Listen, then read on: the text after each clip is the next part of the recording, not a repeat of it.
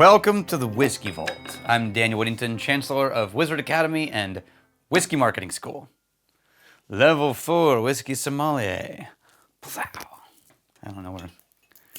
People have sometimes asked why I don't say I'm a level 4 Whiskey Sommelier. I don't have an answer. I never think about it. I never consider. I just call myself a... Yeah, anyway. I don't know is the answer to that question. I don't know why I don't admit it. This is going to bother me, so I'm going to fix that. This bottle, I have no idea where it came from, but I love the story of it. It was sent to me by Diane K.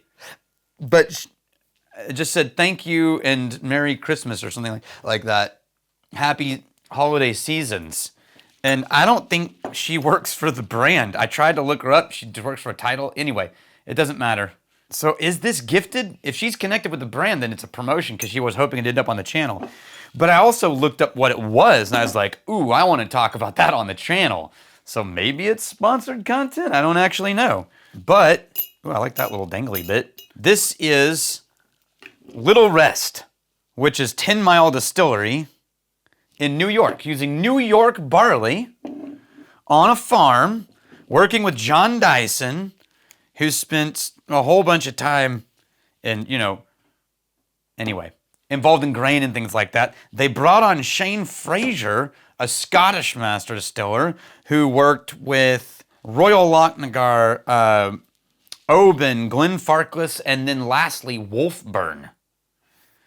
Which, funny enough, on the Wolfburn website, they call them... No, on the 10 Mile website, they call Wolfburn the northernmost Scottish distillery. But they might want to check their maps because Highland Park is north of them.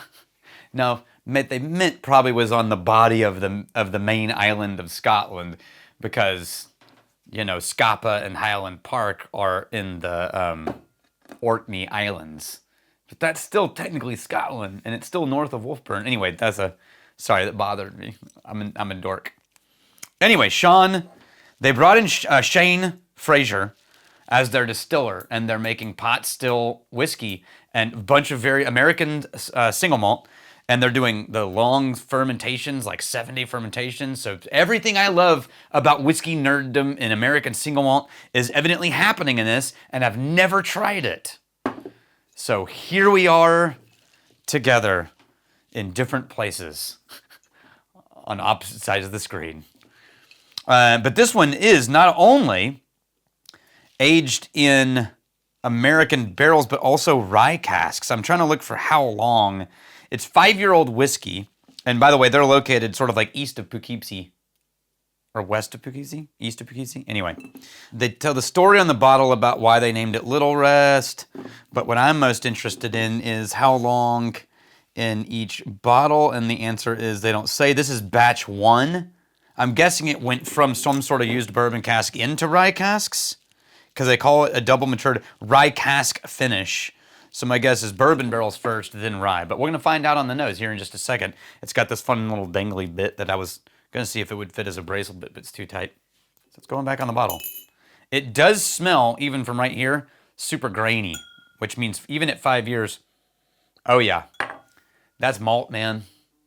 It's got that super slightly sour barley funk.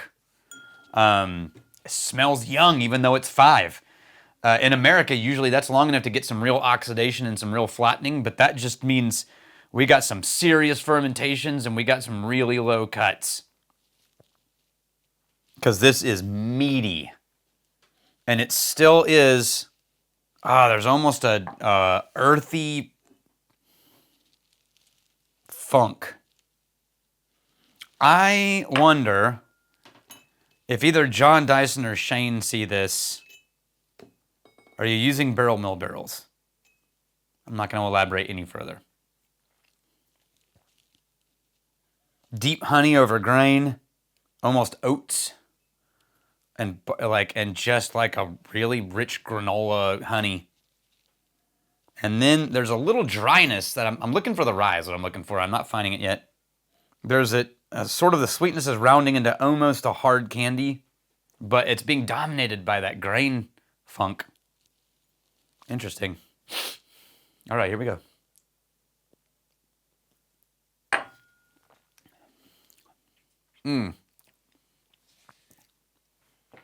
Yeah, it's there in the palate. Starts sweet, goes flat and herbal and baked spice, and then rounds into this like earthy, mulchy funk. I know that 5 years is a long time in American craft. I really want to see 5 more years on this, just because there's some notes in here that are really strong and powerful, and I want them to, and they're like pushing against each other, and I want them to sort of oxidize and come together. It is 60.6%. I'm going to add just a little dash of water. Bloop. There we go. That'll give me a little bit of control over how much water is in there. Just want to open it up a little bit. Give it a little time to breathe. That helped turn it into a little bit of a darker sweetness, molasses. But, you know, if you ever smell real molasses, which, you know, in New York, you're probably closer to, it has this sort of, like if you grew up on corn syrup, like a poor Southern kid, and you smell molasses for the first time, it's got a funk to it, that because it's tree sap, for crying out loud. There's a sappiness to it. And so this note now with a little water is giving me that, instead of honey, giving me molasses. But it's still very earthy and very punchy. I'd like to try some of the other 10 Mile ones to see if this is a cohesive flavor, if it's the rye barrels that are pushing that forward. Beautiful, adorable bottle, though. I love that little twisty bit. Oh, wow, that made it really tannic. And if that is the rye, then it pushed the rye forward really aggressively. Interesting. Interesting. I want to know what their barrel program is, like what their warehouse management program is, or cask program. Because I'm looking for those really long fermentation fruits and esters and like real, but I'm not, they're getting buried. They're in there, but they're trying to fight for the surface.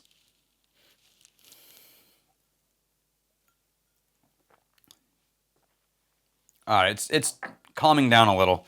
I'm going to add a generous portion of water to kind of soften it out.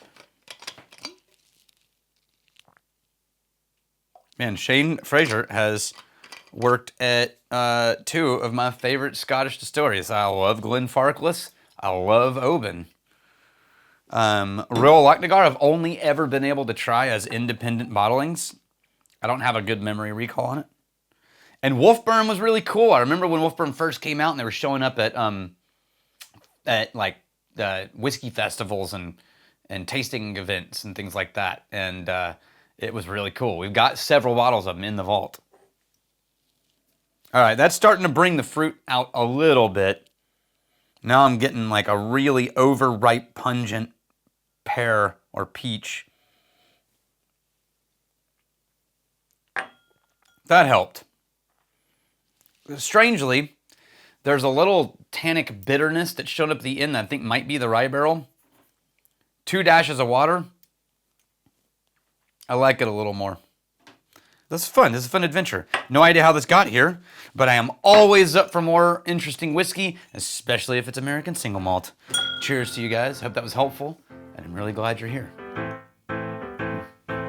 Yeah, a little bit funky, a little bit earthy, a little bit mushroomy, a little bit of Monica in my... sorry. Like and subscribe.